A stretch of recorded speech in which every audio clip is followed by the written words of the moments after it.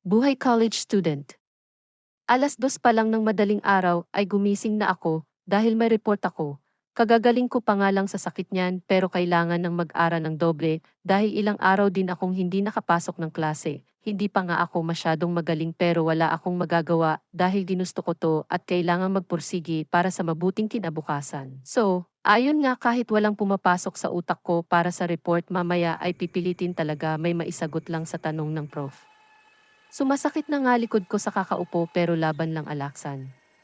Ilang oras nga ang ginugol ko sa pag-aaral ng report ko pero kahit anong gawin ko ay wala talagang pumapasok sa utak ko. At pagdating ko nga sa eskwelahan ay kabado malala dahil nga baka may question and answer portion na maganap.